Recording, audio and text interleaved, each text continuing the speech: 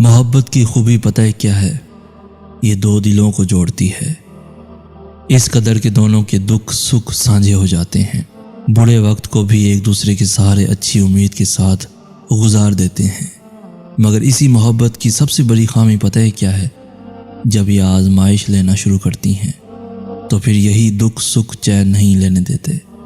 जहाँ तकलीफ में किसी की याद सताती है तो वहीं खुशी में भी किसी के बिना सुकून नहीं मिलता, बल्कि वो भी उदासी की चादर ओढ़ लेती हैं। मोहब्बत में बिछड़ने वालों का दर्द भी अनोखा होता है। ना जीने देता है, ना मरने देता है, ना ही मरने देता है। कहाँ किसी की हिमायत में मारा जाऊंगा, मैं कम शनास मरवत में मारा जाऊंगा।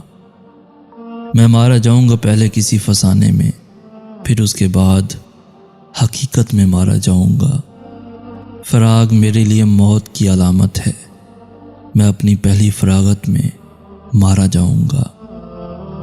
मैं चुप रहा तो मार देगा मुझे मेरा ज़मीर, गवाही दी तो अदालत में मारा जाऊंगा।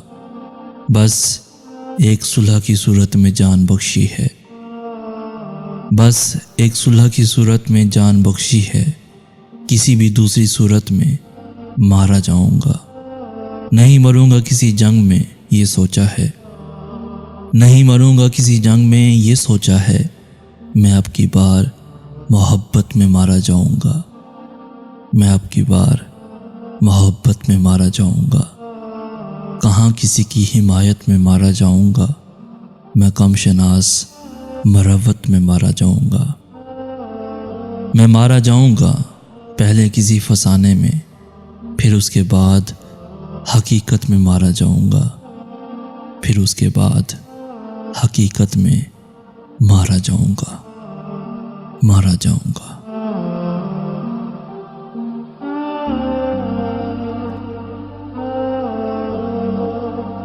कहना तो चाहिए कि लाइक शेयर और सब्सक्राइब करें, मगर मुझे लगता है कि आप वही करेंगे जो आपका दिल चाहता है। तो अल्लाह हाफिज़।